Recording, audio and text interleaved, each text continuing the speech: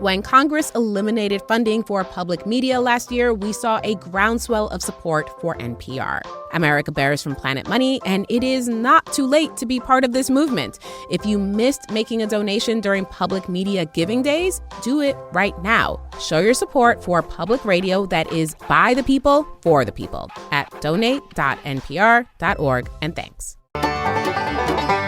Hello and welcome to Car Talk from National Public Radio with us, Click and Clack, the Tappet Brothers. And we're broadcasting this week from the Can't Be Too Careful department here at Car Talk Plaza. Go ahead. I mean, this is a series of warning labels. This was sent to me, I think, by my old pal Johnny Mellum, who has got what? Squat to do. Squat to do. So all he does is send me stuff. This is warning labels, and it seems as though it came from England because there are some British brand names. But here's some of the warning labels that appear on actual products. On tiramisu dessert, printed on the bottom of the box, it says, "Do not turn upside down." Oops! This is a good one. On a Korean-made kitchen knife, warning, keep out of children. On a string of Christmas lights for indoor or outdoor use only.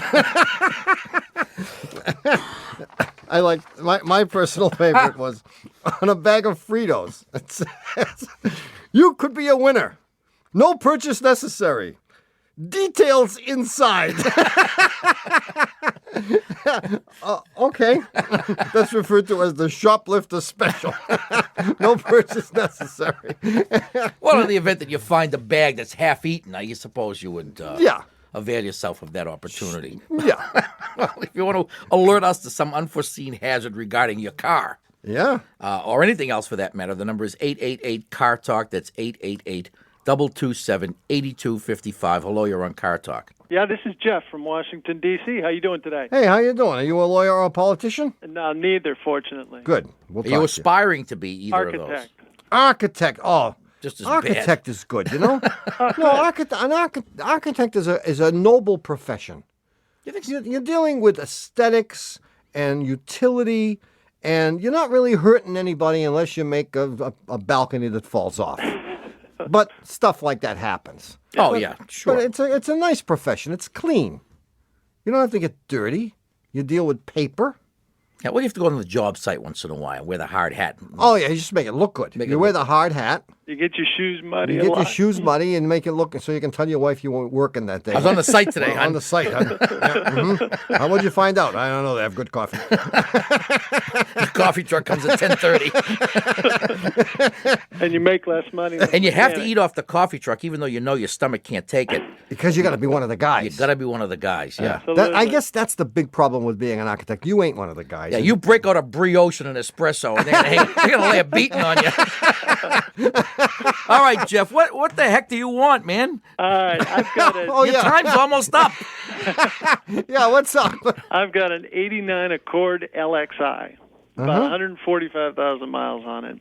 And for the last couple of years, I've had a problem, very sporadic problem, where the throttle sticks. Not a good problem to have. You know for sure the throttle is sticking, or is it just racing? It's just racing. No, I don't know it's the throttle that's sticking. So I took it to the dealer, and they said, well, it's one of two things. Yeah. It's either that we need to replace the throttle cable for $500, or you need a new computer module for $500. And we don't know which one. Did they say which one? Did they have a two-for deal? Like two for $750? Two for $2,000. Yeah. They wouldn't. It's not the throttle cable they wanted to replace for $500. I think rather it's the throttle body. Okay. That is the actual part of the car that bolts to the intake manifold that is actuated by the throttle cable, because the throttle cable's cheap. The part's probably $40, and it's certainly no $460 to install. Yeah, the throttle body is sort of part of what would have been the throat of the carburetor. Right. It's the flap that gets moved as you step on the gas pedal, so that when when the gas pedal, when your foot is off the gas pedal, the flap is essentially closed, and then as you step on the gas, it gradually opens to allow more air to enter the engine. And it could be that is sticking. Right. And you obviously tried punching the gas pedal or pulling it back with your hand to get it to stop? I punch it, and it stops every time. I put in the clutch and punch the throttle, and it stops. Oh, really? Yeah. Oh, and they knew that, and they still wanted to study the computer? Yep. Those sly little devils. Now, I took it to an independent shop, and they told me that and again, they said throttle cable. They said they needed to lubricate the throttle cable. No. So they did that for $30. It had no effect. No, throttle cables don't get lubricated. Okay. No. Because the lubrication just attracts dirt and makes them even more likely to stick. Okay. I would go ahead and replace the cable first off, but at the same time, you might want to ask them to clean the throttle body. Okay. And make sure they get all the carbon and varnish buildup out of the throttle area, and that might help too. Okay. But it's one of those two things. I doubt it's the computer. If you can fix it by punching the pedal, it's a mechanical thing and not an electrical. Yeah, and don't go back to the place that wanted maybe to sell you the computer. Fantastic. See you, Jeff. Thanks, guys. Bye-bye. 1-888-CAR-TALK. That's 888-227-8255. Hello, you're on Car Talk. Hi, this is Alex in New York. Alex! Hi. In New York City? New York City, the belly of the beast. Where do you live? Upper West Side? Upper East Side. East. Yeah, whoa. Yeah. So I was on the Upper East Side. I have a little Mazda Miata, and it's a 94, and I've never had any trouble with it at all. No. And I have to go to this retirement party up in Eastchester. So Friday afternoon, height of rush hour, it's like 90 degrees, and I'm cruising up the Harlem River Drive. I'm going 2 miles an hour. It's New York. I'm roll stop. And I'm dressed up because I'm going to this retirement party, and I'm wearing this big pair of heels, which I usually don't wear. So cruising along, and I put my clutch starts to feel spongy, and so, of course, my first reaction is, oh, it's the heels. I'm not used to driving with heels like this on. So so I go forward like maybe 10 more feet, and I realize, oh no, I have about 3/4 of an inch of clutch left. Like I can barely shift it out of first. Right. Now, mind you, it's like 6:30. Traffic is not moving, and the last thing you want to do is stall on the Harlem River Drive. Oh, at man. the height of rush hour. So I'm panicking. And now I realize even though I've got my clutch all the way down, I can't get it out of first. So I say a little prayer to the powers that be. I jam it out of first, and then I get hit with this inspiration that you can drive anywhere in third. So Oh, man, Alex, you are right on top of the situation. I shove it into third. Wow. And once I get past the George Washington Bridge, I can start going 45 miles an hour. I get to this retirement party. I give my little talk. Everything's fine. I now have to get back in my car and drive home. And this guy, I was telling these people at this party about it, and they said, one guy said, it's differential, no problem. Just pump your clutch, you'll be fine. I was like, right. So I get in my little car, and I pump my clutch, and it pops out of gear. And I drive home, and I'm able to shift, and my clutch is no longer spongy. Now, it still feels a little bit rough. And since this happened, whenever I'm slowing down and I'm in neutral, my air conditioner goes, You don't hear any knocking or anything? No knocking. Okay. No paranormal forces here. But my question is now, it seems to be fine, and I'm about to drive 8 hours to Maine. So my questions are, will I be safe? Will it happen again? And is my air conditioner about to go? Or is my air conditioner related to my clutch problem? No, yes, and no. Yeah, and whereabouts in Maine are you going? I'm going to Bailey Island. Bailey Island, that's good. Yeah. Yeah. That's important. Yeah. It's very important. Are you kidding? In Bailey Island, not only have they never heard of a Mazda Miata, they have never heard of a Mazda Miata clutch master cylinder, which is what you need. No. Yeah. Yeah, you do. What happened was the day you were driving to Eastchester. The clue, if you were giving a puzzler, was the heat. Oh, man, it was good too. And then when you left it, You sneaked it in, it cooled off. Okay, and because the master cylinder was beginning to fail, the master cylinder is attached to your pedal. And as you step on the pedal, the master cylinder creates pressure and pushes the pressure to what's called the slave cylinder. Yeah. I know these are politically incorrect terms, but this is what they've been called for years. It's okay. I'm in New York. We can handle anything. And the slave cylinder is actually what disengages the clutch. But if the master cylinder, because it's leaking, cannot produce enough pressure, then you push your pedal to the floor and it doesn't disengage the clutch, so you can't shift it. And worse than that, when you begin to move, as you lift your foot off the floor, the car begins to move almost immediately upon releasing the pedal instead of halfway up like it used to. Yeah. And Because the clutch is basically almost always engaged. And there's nothing much you can do about it because the thing that makes it disengage ain't working. it isn't pumping because the rubber seals in it have worn out, and it's been worsened by the fact that the hot weather has made the bore, that is the cylinder in which the piston moves, bigger in diameter. But then why would pumping the clutch? Well, pumping it would help because it would tend to compress the air that had leaked into the system. And that's why, even though it's corrected itself since it's cooled off, Yeah. okay, it isn't. And when you left the party, it was cool. it was cooler. It was cool. Yeah. it was night. Yeah. And was it worked, easy. Yeah. and the air that was in there didn't become such a big factor. And pumping it did compress the air somewhat, so that you have air in the system, but it's because the thing has begun to fail. The master cylinder has begun to leak. So how much is this going to cost me?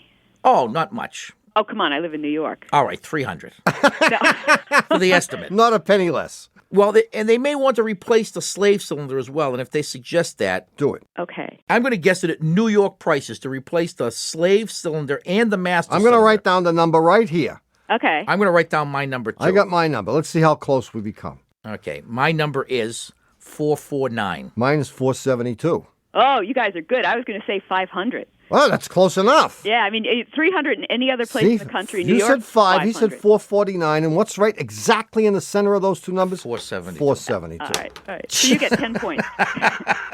Good luck, Alex, but get it fixed So before much. you go to Maine because you'll never come back. You'll never That wouldn't be so bad. They'll be Might not. They'll be filming the remake of The Birds while you're up there on Bailey Island or wherever the heck it's called. I'll keep my top up. Good luck. Enjoy your summer. Bye-bye. Bye. Okay, look, I'm going to try a little telepathic experience. Hi, we're back. You're listening to Car Talk with us, Click and Clack, the Tappert Brothers, and we're here to talk about cars, car repair, and the answer to last week's puzzler. This is an algebraic puzzler for the vacationing school kids with atrophying brains. What do you think? And Berman spent 2 weeks I on don't it. really so- care. I ain't watching TV. What do I care about atrophy? Huh? Recently, after we finished one of our Car Talk shows, we and our staff decided to go out for a little, snack. So the whole gang goes to the Tomaine Deli down the street, and we order a bunch of food and whatever. And as luck would have it, just before the bill comes, my brother and I excuse ourselves and we go to the bathroom and climb out the window. I mean, what else would you do when the bill was going to come? It was interesting that I met you there. We hadn't planned it in advance. Anyway, the bill comes and it's $63. Everyone figures after a while that we ain't coming back. So Bugsy says, "Oh, those guys, they stiffed us. But look, if everyone throws in an extra $2, we'll cover the bill." So the question very simply was, how many people were in the original group and show your work? Right? Yeah. Well, it doesn't take too much. The only two numbers I know that make 63 were multiplied together are 9 and 7. So that must be the answer. So you can work backwards and write the equation. So we're going to write two equations. We're going to write, We have to write if two. X equals the number of people Yeah, let me write these down. Go ahead. All X right. is the number of people. and Y equals the amount paid. So X times Y equals 63, the original number of people. So if we hadn't sneaked out the window, then X times X Y times Y would have been 63. would have been enough, and you wouldn't have been able to figure it out.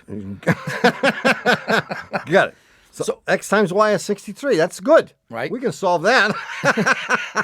So then, but you also know that if you add 2 to the number of people, so X plus 2 Yeah. times, in parentheses, Y minus 2, which is the number of people that we're short, Yeah. is going to equal 63 also. Oh, how sweet it is.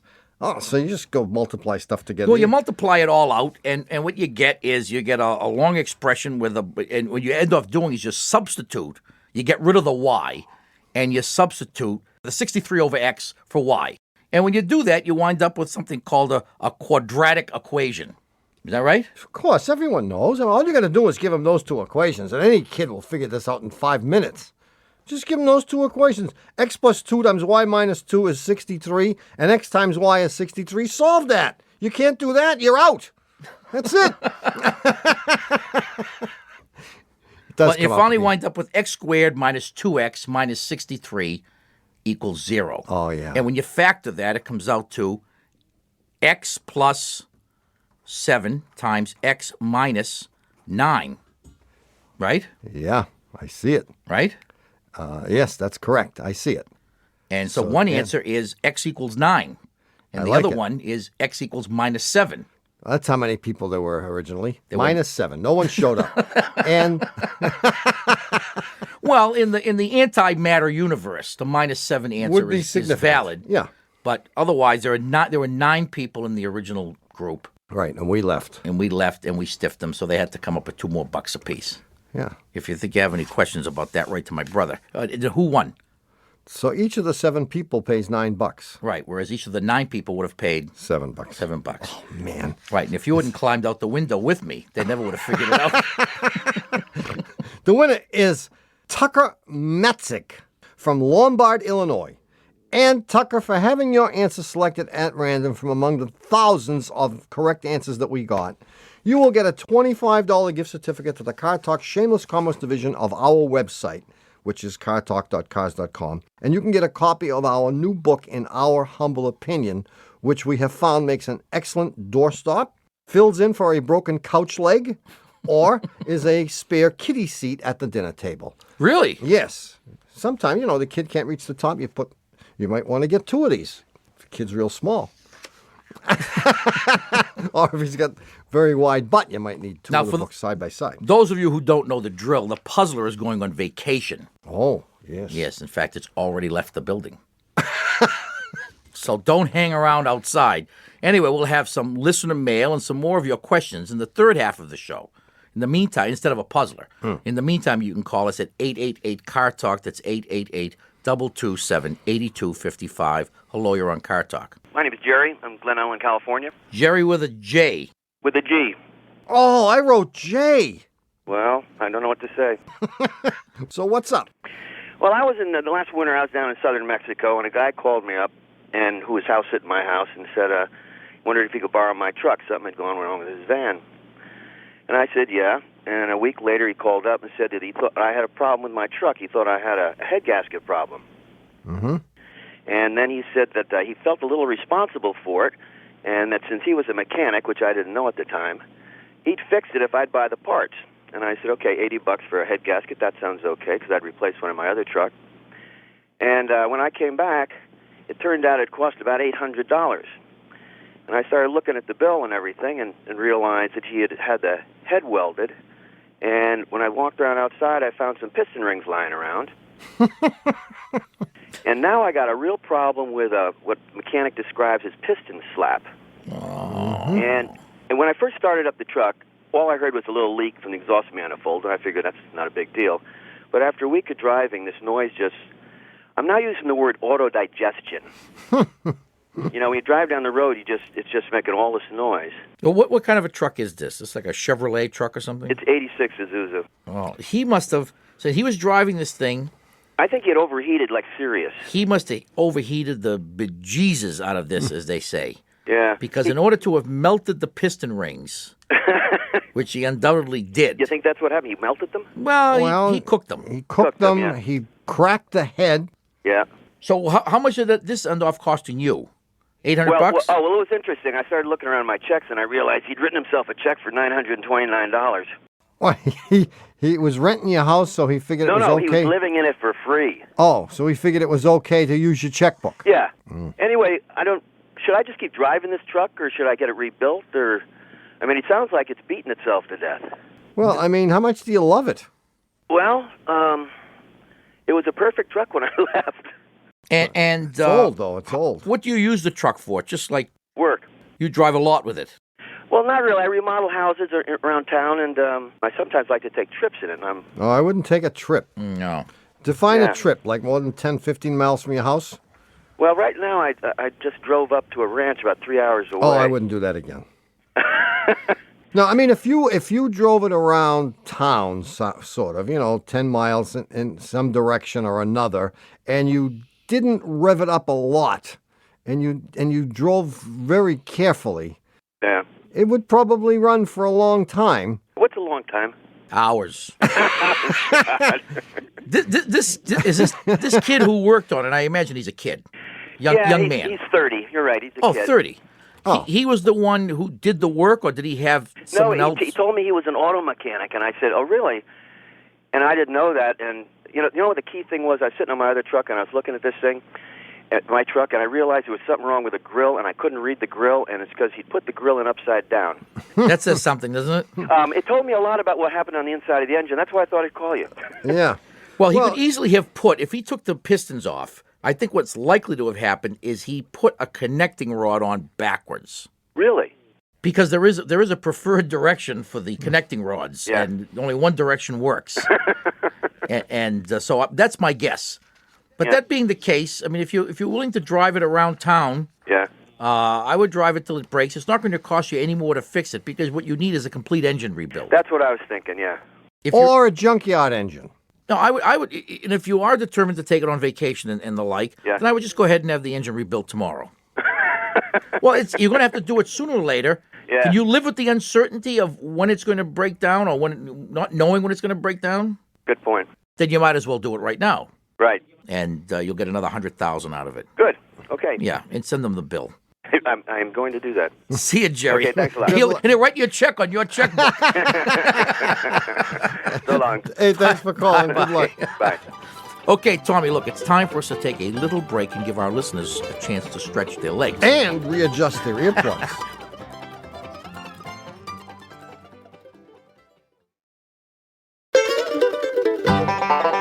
Ha! We're back. You're listening to Car Talk with us, Click and Clack, the Tappert Brothers, and we're here to discuss cars, car repair, and a short quiz to test your intelligence. Are you ready? Who sent me this? Probably Johnny Mellum. He sends me everything. How do you put a giraffe into a refrigerator? One leg at a time. Oh, it's close. The correct answer is you open the refrigerator, you put in the giraffe, you close the door. Yeah. Well. Okay, this question is testing whether you tend to do simple things in an overly complicated way. That's good, right? Mm-hmm. Okay. How do you put an elephant into a refrigerator? Open the door, put the elephant in, close the door. No, of course not. Of course not. You open the refrigerator, you take out the giraffe. You can't fit both of them. See, this question tests your ability to think through the repercussions of your actions. Of course. Okay, here's another one. We'll change the subject a little bit. Lost my head. It's still animals, but it's different. The Lion King, you saw that movie, is hosting an animal conference. All the animals attend, except one. What animal doesn't attend the Lion King's animal conference? Gee, what animal? I did not see the Lion King. You didn't? Well, you don't have to. I don't have to. The king of the jungle, right? Right. The Lion King has an annual animal conference. All the animals come except one. The elephant. He's in the refrigerator. All right, you still got one more chance. There is a river that you must cross, but it is inhabited by crocodiles. Yeah. How do you manage it? Throw your brother in first, and while they're eating him, you walk across their backs. Not bad. Actually, you can just swim across because all the crocodiles are where? At the animal conference. Okay, well, you got 4 out of 5 wrong. Which shows that you... I have no creativity, no imagination, no adaptability. This test, evidently, is given by the Anderson Consulting Worldwide Group. And they say that around 90% of the professionals that they tested got all the answers wrong. But many preschoolers got several correct answers. And Anderson Consulting says this conclusively disproves the theory that most professionals have the brains of a 4-year-old. They have less than the brains of a 4-year-old. Well, anyway, if you run across something amusing and interesting and enlightening like this, send it to my brother, because you know he'd love to see it. I would. Send your items to Interesting Mail Division, Car Talk Plaza, Box 3500, Harvard Square, Cambridge, Our fair city. MA 02238, or you can email stuff to us from the Car Talk section of cars.com. If you'd like to call us right now, or next week for that matter, the number is 888-CAR-TALK. That's 888-227-8255. Hello, you're on Car Talk. Hi there. Hi. This is Debra, and I'm Debra. calling from Bellingham, Washington, With an O? with an R.A. With an R.A. Okay. No O. No O. Yeah, so what's up? Well, I have a GMC Sierra pickup. It's a 1994. When I first noticed this, I was just driving along, and it was hot, and I needed to use my air conditioner. So I turned it on, and it did this knocking thing. And I thought, oh, my God, my air conditioner's going out. But then the knock just went away. Was it a tuck, tuck, tuck, tuck, It was tuck, like tuck? this.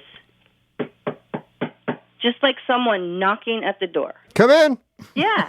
And it went away. And then it didn't come back for probably about 2 weeks.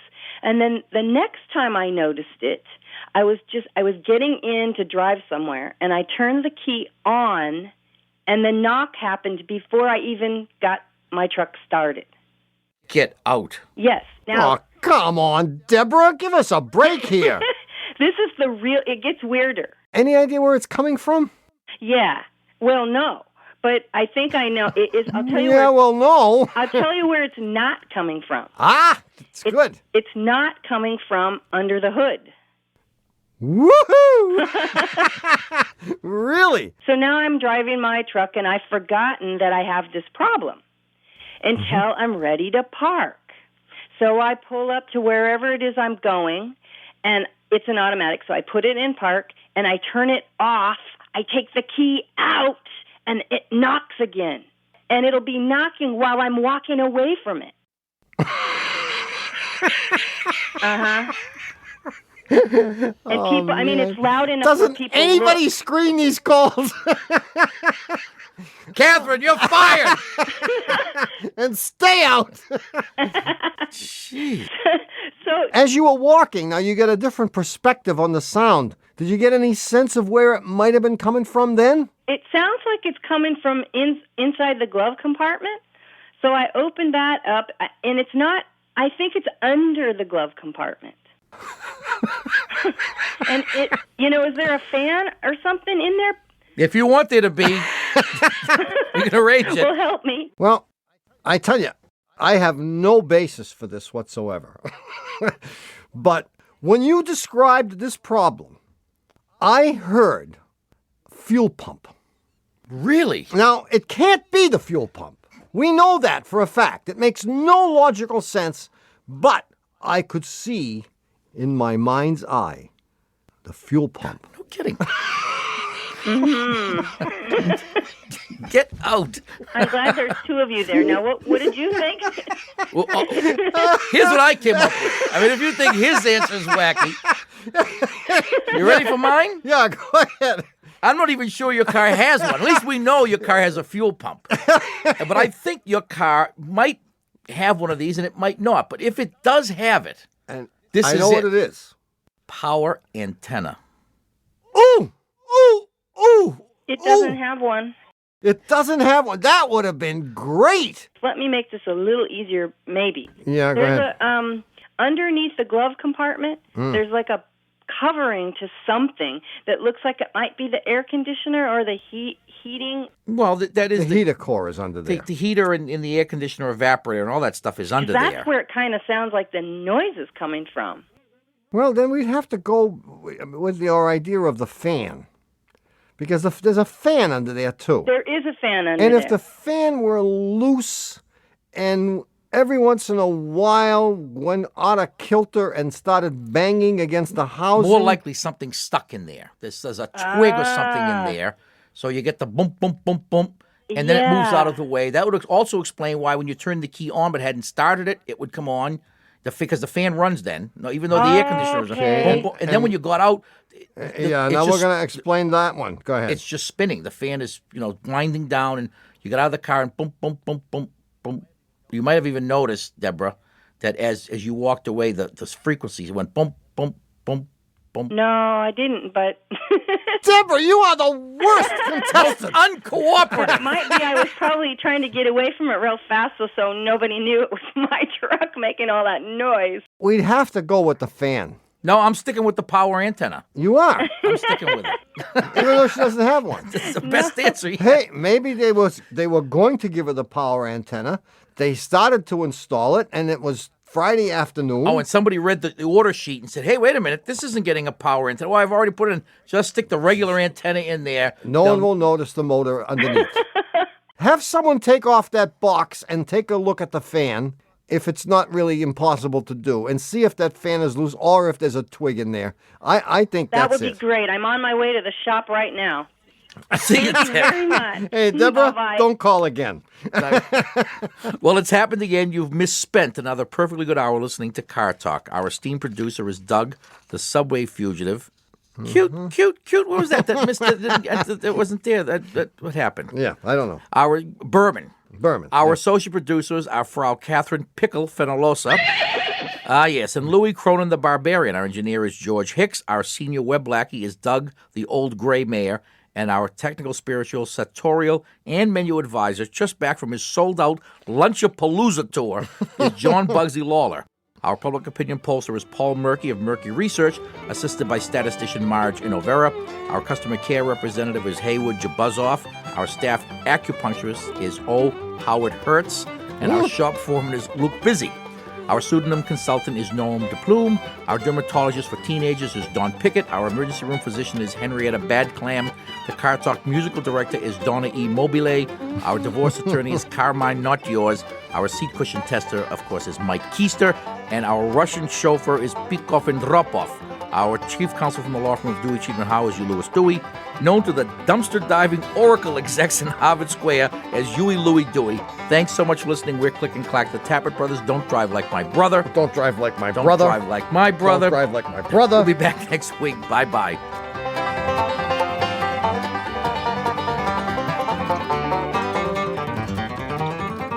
And now, here is Car Talk Plaza's chief mechanic, Mr. Vinny Gumbatz. Vinny? Thank you very much. Now, if you want a copy of this here show, which is number 29, you can get one on the web. Just head on over to the online store at the Car Talk section of cars.com. And what if I wanted something else? You know, like our CD, Why You Should Never Listen to Your Father When It Comes to Cars. Would I go to that same site, Vincent? No, you dope. You go to www.MadelineAlbright'sHipHopFavorites.com.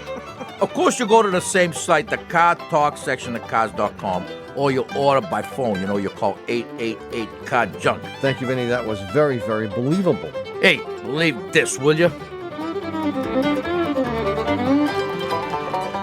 Car Talk is a production of Dewey, Cheatham & Howe and WBUR in Boston. And even though Vladimir Putin says, see, democracy is dangerous whenever he hears us say it, this is NPR, National Public Radio.